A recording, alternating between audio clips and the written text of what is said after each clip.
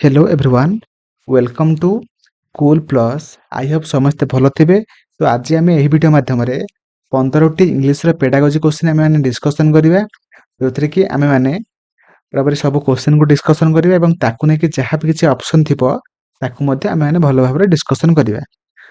तो जोटा कि आपण आगामी एटी जोटा कि असिस्टेंट टीचर जोटा कि आम जूनियर टीचर रेगुलर पोस्ट और ता सहित CT OTET OSTET special OTET CTET सबू टीचिंग एग्जाम बहुत हेल्पफुल हम कहीं सबू टीचिंग ओडिशार सबू टीचिंग एग्जाम सिलेबस रे आपण मानकर इंग्लिश पेडागोजी रोचे से आपण मैंने बिना डाउट रे वीडियो को फास्ट रु लास्ट जाए देखु बिना स्किप कर देखु मोर आशा आपण समस्ते सब क्वेश्चन को ठीक भाव बुझीपारे और वीडियो को लाइक करदे चैनल को नुआ थे सब्सक्राइब करके ऑल नोटिफिकेशन ऊपर क्लिक करेंगे जो द्वारा कि मुझे जहाँ भी किसी नुआ वीडियो अपलोड करी आपण फास्ट नोटिफिकेशन पाइपर और ता सहित आपण मानक आउ को टॉपिक ऊपर वीडियो कले भल हम नीड अच्छे आपण मानकर तो मत आपण मैंने कमेंट जनइबे।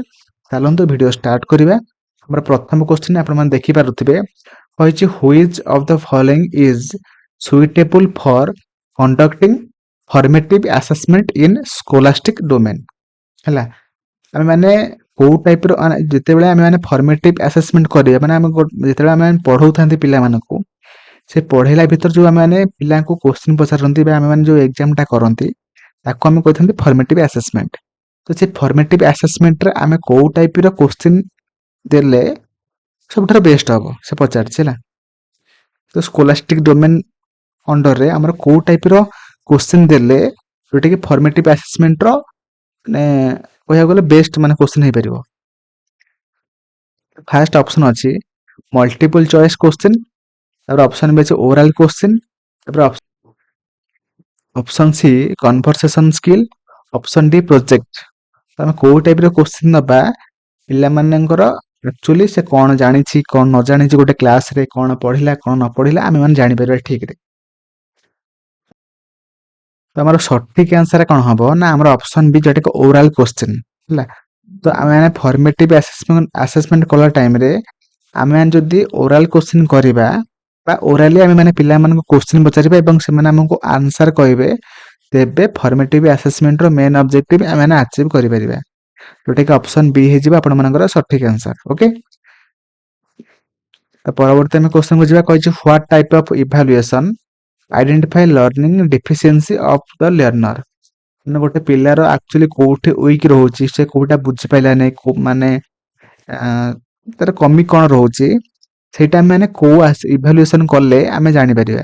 तो फर्स्ट ऑप्शन अच्छी समेटिव ऑप्शन बी अच्छी डायग्नोस्टिक ऑप्शन सी अच्छी कंटीन्यूअस ना ऑप्शन डी जोटा प्लेसमेंट। देखो आम मैंने जिते वर्षर शेष एग्जाम करती आम कहते समेटिव आ जो आम मैंने गोटे सब क्लास रे आम कंटिन्यू माने एग्जाम करती कंटिन्यूअस एंड कम्प्रिहेंसिव इवैल्यूएशन ताको आम कहते कौन कंटिन्यूअस है। तो बस प्लेसमेंट प्लेसमेंट मैंने कौन आम जो जॉब पर जाती जॉब कला पूर्व जो आम एग्जाम टा होता है आम कहते प्लेसमेंट जमी सिटी है ओटीईटी है ओएसटीईटी है सब है। आस डायग्नोस्टिक मैंने डायग्नोस्टिक इवैल्यूएशन एथि करती जो द्वारा कि पिलार एक्चुअली कोठी कमी रोचे से आम मैंने जापर है से ऑप्शन बी हो सठिक आंसर है। परवर्ती क्वेश्चन कही listening and speaking are known as next कही कि आम लिसनिंग स्किलटा एवं ता सहित स्पीकिंग स्किलटा आमर गोटे गोटे कौ स्किल आम कहीपर। तो ऑप्शन अच्छी primitive skill option B modern skill option C primary skill option D advance skill. तो सठिक आंसर कौन हम लिसनिंग टा एवं ता सहित स्पीकिंग टा आमर कौ टाइप गोटे गोटे स्किल आम कहीपर। देखो LASARW तो देखो आम लिसनिंग एंड स्पीकिंग आम कहीपर कौन प्राइमरी स्किल आम रीडिंग एंड राइटिंग हो कौन ना आम सेकेंडरी स्किल और ता सहित लिसनिंग एंड रीडिंग टा आम रिसेप्टिव स्किल पैसिव स्किल है।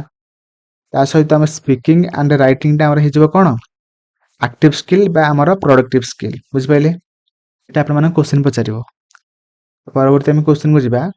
परवर्ती क्वेश्चन कही apart from the four basic language skill what are the other skill of language. ଆମର ଦେଖନ୍ତୁ ଆମର 4ଟା ସ୍କିଲ୍ କୁ ଛାଡ଼ିକି ଆମର ଆଉ 2ଟା ସ୍କିଲ୍ କ'ଣ ଲାଙ୍ଗୁଏଜରେ?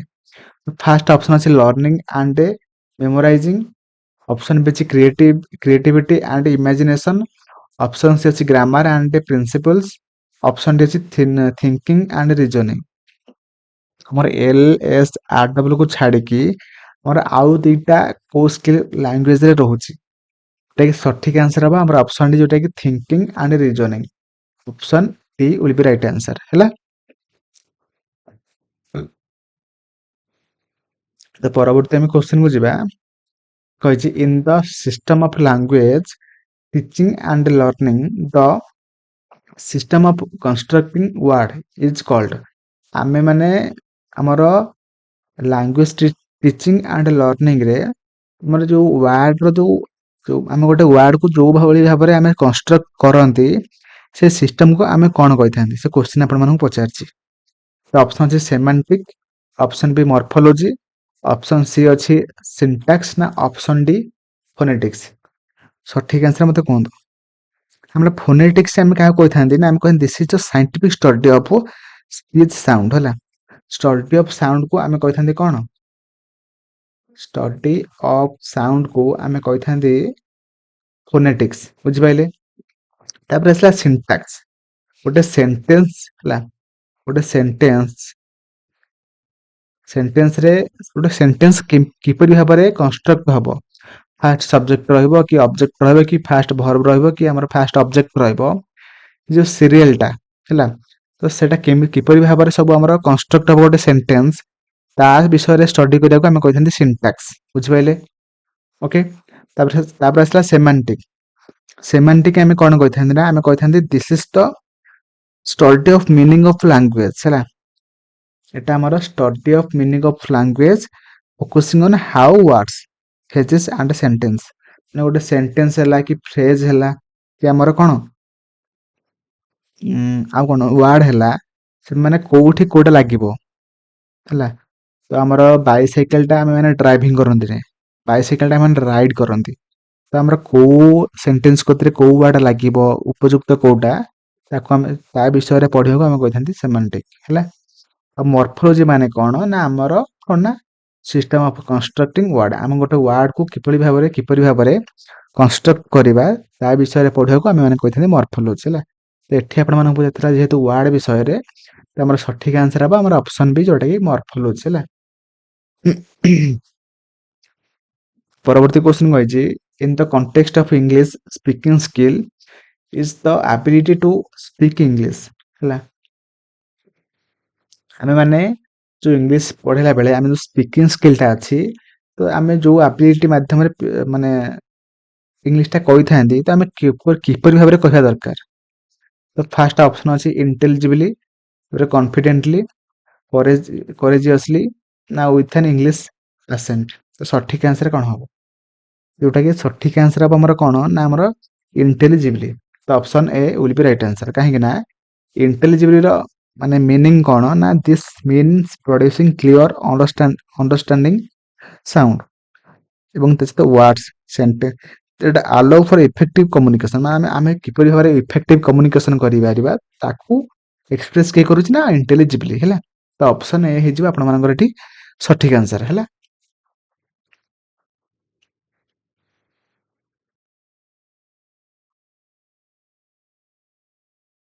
परवर्ती आम क्वेश्चन को जीवा ता सहित मुझे कही रखी आमर यही चैनल रे मोर जेटी जोटा 2023 मसीह जो आमर हेइतिला तार शिफ्ट वाइज तार marathon subject wise marathon class मानकर ऑलरेडी अपलोड हो सारी। जदि आप देखी ना जाकि देखो प्लेलिस्ट रे अवेलेबल अच्छी। तो परवर्ती क्वेश्चन कही which of the following is an important stage in the writing process. आमर राइटिंग प्रोसेस रे हमर 4टा ऑप्शन मध्य कोटा बहुत इंपोर्टेंट। फास्ट अच्छी मेमोराइजेशन, ऑप्शन बी अच्छी एडिटिंग, ऑप्शन सी अच्छी कैलीग्राफी, ऑप्शन डी अच्छी कॉम्प्रिहेंशन। तो सठिक आंसर कौन हम? आमर कोटा जोटा कि आमर राइटिंग कला टाइम रे बहुत इंपोर्टेंट जोटा कि सठिक आंसर हम आमर ऑप्शन बी जोटा कि एडिटिंग। हमें राइटिंग कला टाइम रे आमर एडिटिंग टा बहुत इंपोर्टेंट। ओके। ପରବର୍ତ୍ତୀ କ୍ୱେଶ୍ଚନ କହିଛି what is the fundamental objective of teaching poetry. ଆମେମାନେ ଯେତେବେଳେ ବି ପୋଏଟ୍ରି ପଢଉଛନ୍ତି ସେତେବେଳେ ଆମର ଫାଷ୍ଟ ଫଣ୍ଡାମେଣ୍ଟାଲ ଅବଜେକ୍ଟିଭ କ'ଣ ହେବା ଦରକାର? ତ ଫାଷ୍ଟ ଅପସନ ଅଛି to utilize new technique of teaching. Option B ଅଛି to entertain the students. Option C ଅଛି to give students a chance to express their emotion and enjoy them. Option D ଅଛି to break the monotony of routine bound life. ତ ସଠିକ answer କ'ଣ ହବ? ଦେଖନ୍ତୁ ଆମେ ଯେତେବେଳେ ବି ଗୋଟେ ପୋଏଟ୍ରି ପଢଉଛନ୍ତି ସେତେବେଳେ ଆମର ଫଣ୍ଡାମେଣ୍ଟାଲ ଅବଜେକ୍ଟିଭ ଏଇଟା ହେବା ଦରକାର କି ଆମେ ପିଲାମାନଙ୍କୁ ତାଙ୍କର ଇମୋସନକୁ କେମିତି ସେମାନେ ଏକ୍ସପ୍ରେସ କରିପାରିବେ ଏବଂ ସେମାନେ କେମିତି ଏନ୍ଜୟ କରିପାରିବେ, ସେଇଟା ଆମର ମେନ୍ ଫଣ୍ଡାମେଣ୍ଟାଲ ଅବଜେକ୍ଟିଭ ହେବା ନିହାତି ଦରକାର, ଯୋଉଟାକି ଆମର ଅପସନ ସି ହେଇଯିବ ସଠିକ ଆନ୍ସର ହେଲା। To give students a chance to express their emotions and enjoy them, ଯୋଉଟାକି ଆମର ଅପସନ ସି ହେଇଯିବ ଆପଣମାନଙ୍କର ସଠିକ ଆନ୍ସର ହେଲା। ପରବର୍ତ୍ତୀ କ୍ୱେଶ୍ଚନ କହିଛି which of the following statements is not true, ମାନେ କୋଉଟା ଟ୍ରୁ ନୁହଁ କୋଉଟା ସେ ପଚାରିଛି ହେଲା। ତ ଫାଷ୍ଟ ଅପସନ ଅଛି development is a qualitative process. Option B ଅଛି growth is a biological process.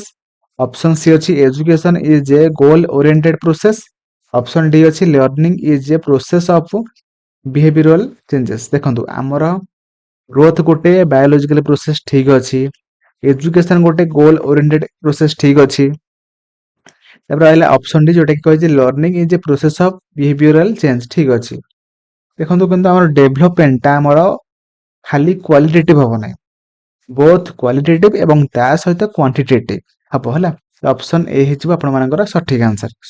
ସଠିକ ଆନ୍ସର କାହିଁକିନା ଏଠି ଆପଣମାନେ ନଟ୍ ଟ୍ରୁ ପଚାରିଥିଲା ନା, କାହିଁକିନା ଡେଭଲପମେଣ୍ଟ ଆପଣମାନଙ୍କର ବୋଥ କ୍ୱାଲିଟି ହବ ଏବଂ ତା ସହିତ କ୍ୱାଣ୍ଟିଟି ମଧ୍ୟ ହବ ହେଲା। ପରବର୍ତ୍ତୀ କ୍ୱେଶ୍ଚନ କହିଛି as humans grow older the dash of the learning declines, the most appropriate word to be used in the blank is। ଆମେ ମାନେ ଏଠି କୋଉ ୱାର୍ଡ କୁ ପୁଟ୍ କରିବା?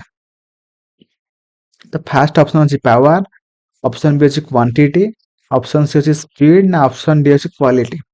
ଦେଖନ୍ତୁ ଯେତେବେଳେ ଆମର ଗୋଟେ ମଣିଷର ଯେତେବେଳେ କ'ଣ ନା ଗୋଟେ ବୟସଟା ବଢେ ସେତେବେଳେ ତାର ଯୋଉ ଲର୍ନିଂ ଯୋଉ ଆମର ସ୍ପିଡଟା ସେ ଯୋଉ ହାରରେ ପିଲା ଦିନରେ ଯେତେ ଶୀଘ୍ର ସେ ଶିଖୁଥିଲା ସେ ସ୍ପିଡଟା ଆମର ଡିକ୍ରିଜ ହବ, ସେଟାକୁ ସେ କହିଛି ହେଲା। A human grow older the speed of the learning decline, ମାନେ ଡିକ୍ରିଜ ହବ ହେଲା। ସେ ଯୋଉ ହାରରେ ପୂର୍ବରୁ ପିଲା ଦିନରେ ଶିଖୁଥିଲା ସେଇ ହାରରେ ସେ ଏବେ ଶିଖିପାରିବ ନାହିଁ, କାହିଁକିନା ତାର ବୟସଟା ବଢୁଛି ନା, ସେଥିପାଇଁ ହେଲା। ଏଠି ଆମର ସଠିକ ଆନ୍ସର ହବ ଆମର ସ୍ପିଡ ହେଲା।